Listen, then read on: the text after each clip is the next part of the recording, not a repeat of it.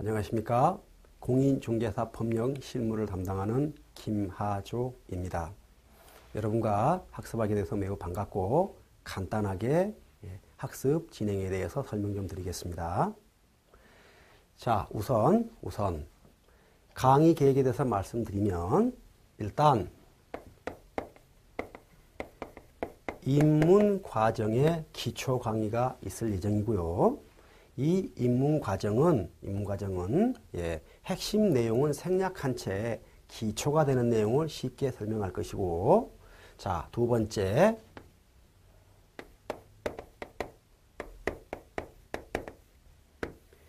기초 과정을 강의하게 됩니다.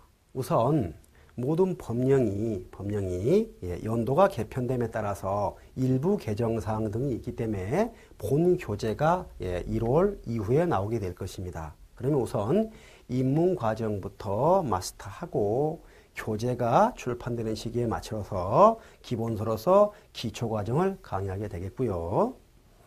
세 번째로 가면 이제 심화 이론 과정에 들어가게 됩니다. 그러면 결국은 시험에 대비하기 위해서 기초 이론과 심화 이론을 겸해야만이 시험에 합격할 수 있는 그런 과정에 도달하기 때문에 이 과정은 필수적으로 강의를 하게 되는데요.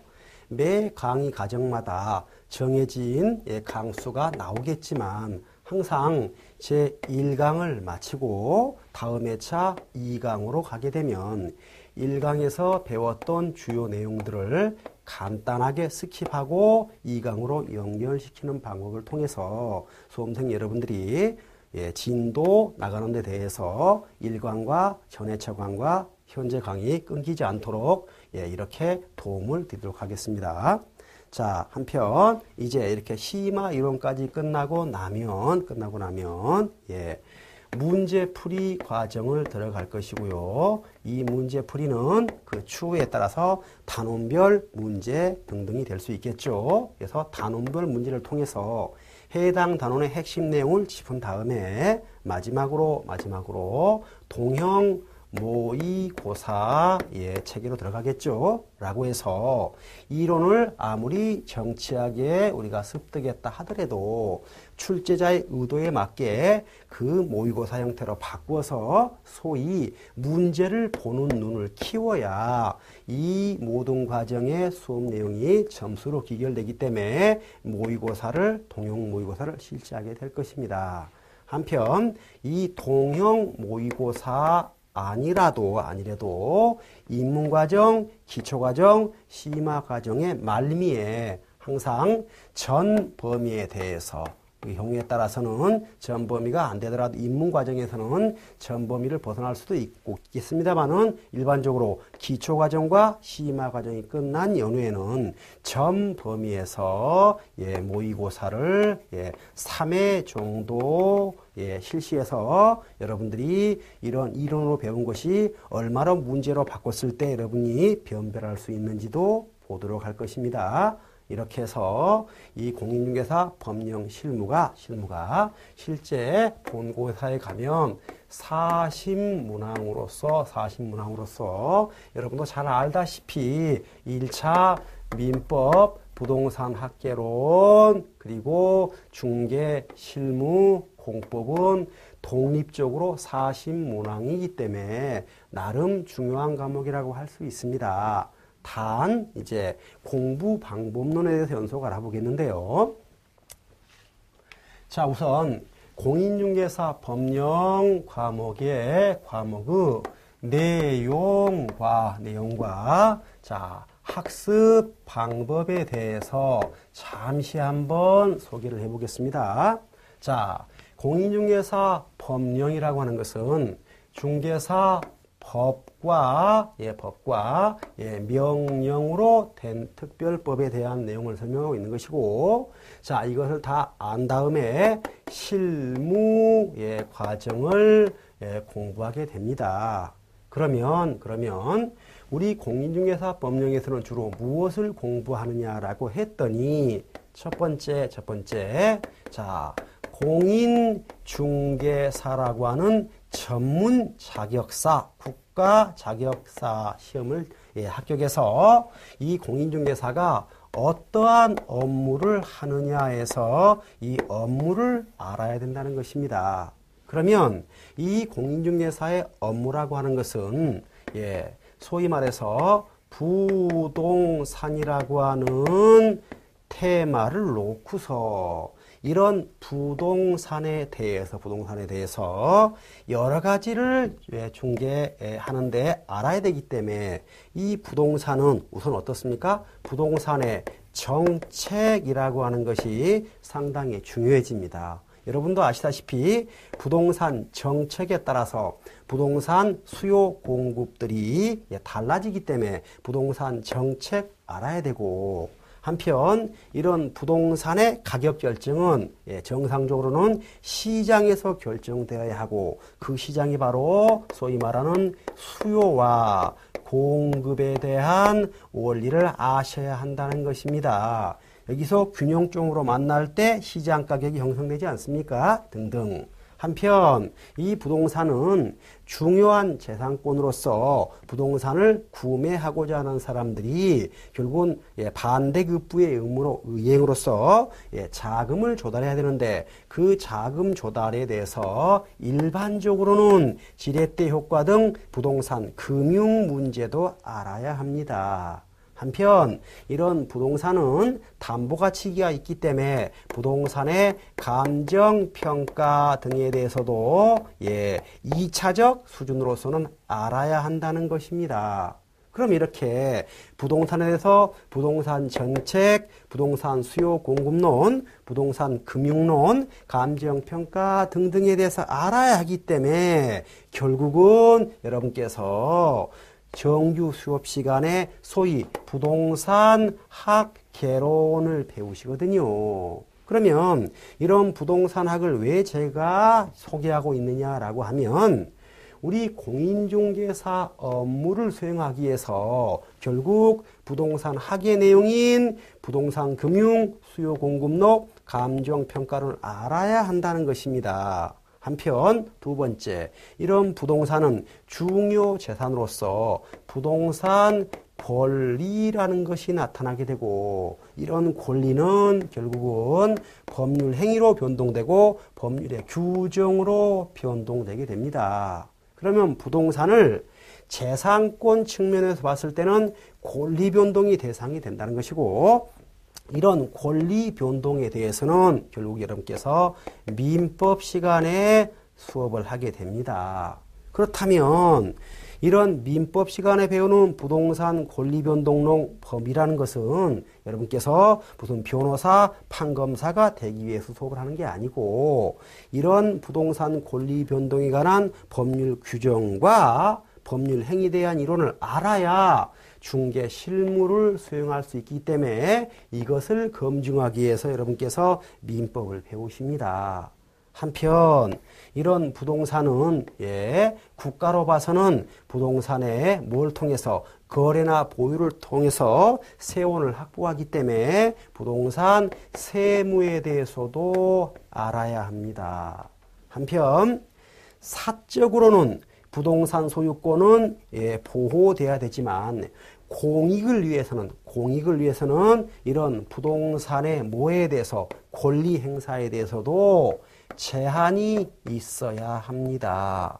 그렇다면 부동산 권리 제한, 소위 개발행위 제한 등등에 대해서는 이러한 사법상의 권리를 공익이라는 이름으로 제한하기 위해서 공법을 배우시게 됩니다. 그렇다면 결국은 공인중개사, 더 나아가서 중개업자가 되면 부동산의 정책에 대해서, 수요 공급에 대해서, 금융에 대해서, 간평에 대해서, 부동산의 권리 변동에 대해서, 부동산의 행위 제한에 대해서, 부동산 세무에 대해서 다방면에 거쳐서 다 아셔야 한다는 얘기입니다. 그러면 이 모든 것을 시험은 결국은 중개 실무로 다 담아낸다는 얘기입니다. 즉 제가 말씀드리는 요지는 우리 중개사 법령이 40문항이 출제되는데 공인중개사 시험위원회에서 출제 범위에 관해서 어떻게 정했냐 하면 자, 법률과 명령의 내용을 70%로 출제한다고 가이드라인을 제시했습니다. 그렇다면 우리가 70%면 이게 2.5점씩에서 40문항이 100점을 이루기 때문에 7, 4, 28에서 28문항을 법령편에 출제한다는 얘기고 나머지 중개 실무 편에서 30%를 출제하니까 3, 4, 12에서 12문항을 출제하게 됩니다. 그러면 교재로 보자면 산술적으로는 한 책에 한 권의 책에 대해서 거의 50대 50 분량으로 인쇄가 되어 있는 거지만 출제 비중에 대해서는 법령편이 훨씬 높게 되니까 법령편의 강의 수가 한 3분의 2 이상을 차지하고 나머지 실무편은 3분의 1만 배정되게 됩니다. 그래서 강의를 할 때 법령편을 강의 수가 늘어나니까 일부 학생들은 단순히 산술적으로 보고 실무는 언제 공부합니까? 걱정하시는 사람도 있습니다. 그러나 그런 것들은 전혀 걱정하실 필요 없이 저희들이 단연간 강의 지도한 경험으로서 출제 비중을 맞춰서 강의하는 거니까 전혀 염려하실 필요가 없겠습니다.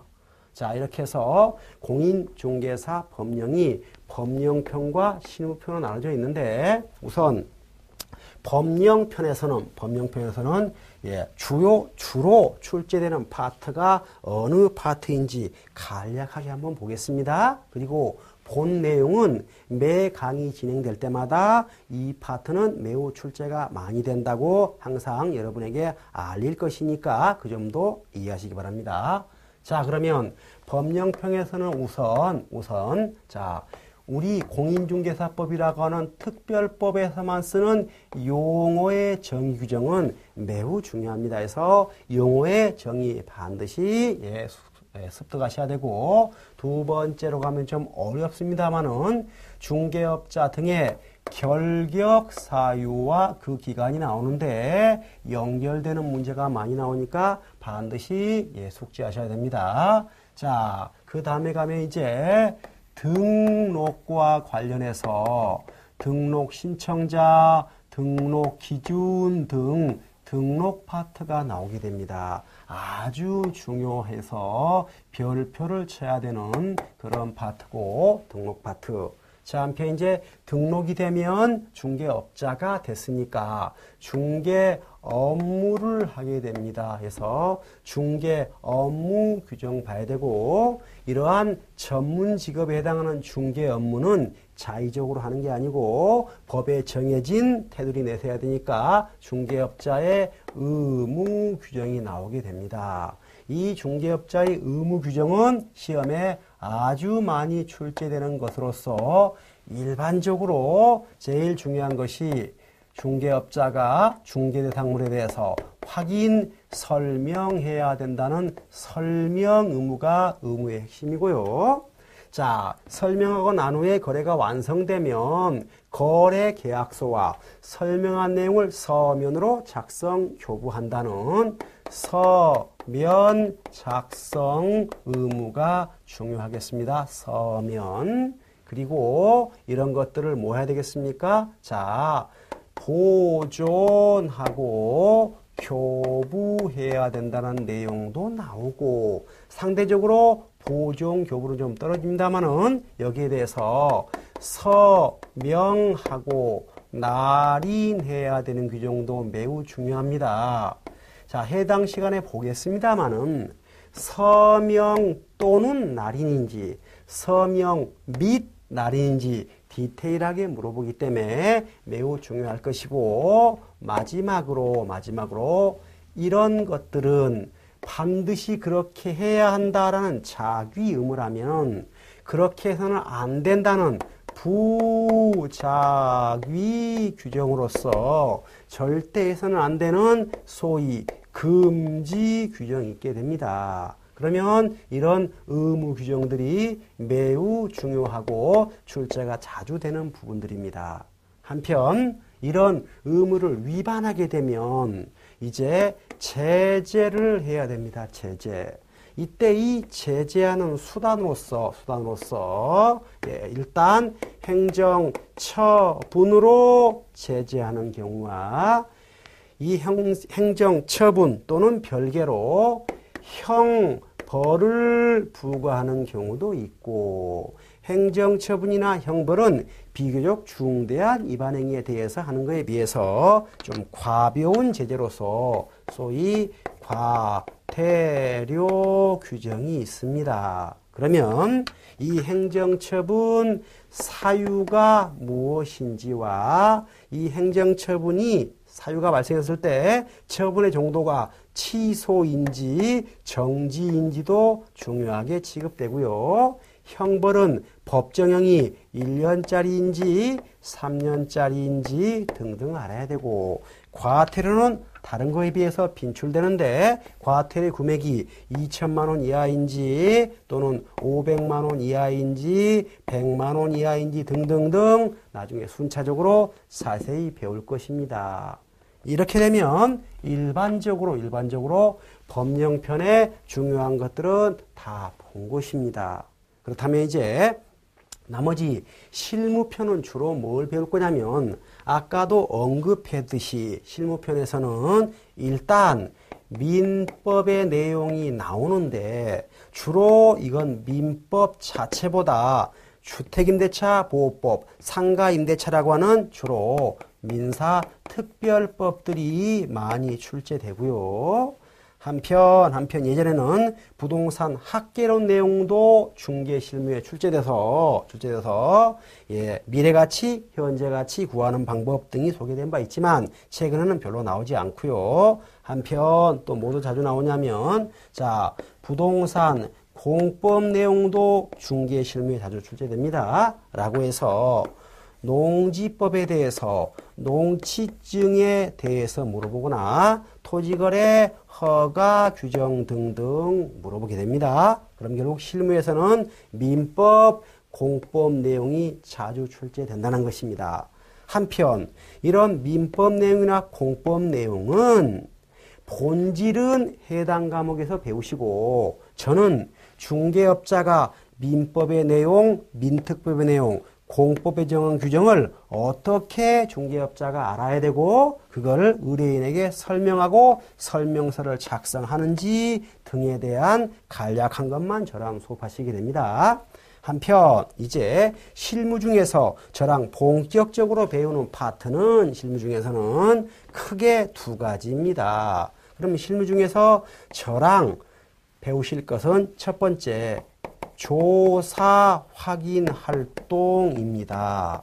이게 무슨 말인가 하면 중개업자는 여러 가지 아까 봤던 내용을 권리 치드그레인, 쉬운 말로 매수인에게 설명, 브리핑을 해야 합니다. 그러면 설명을 하기 위해서, 올바로 설명을 하기 위해서는 해당 내용을 다 알아야 합니다. 그럼 알아보려면 서류로 조사하고 현장 가서 일치 여부를 확인해야 하는 것입니다. 그렇다면 조사 확인 방법으로서 일단은 서면, 공적 서면으로 조사를 선행하죠.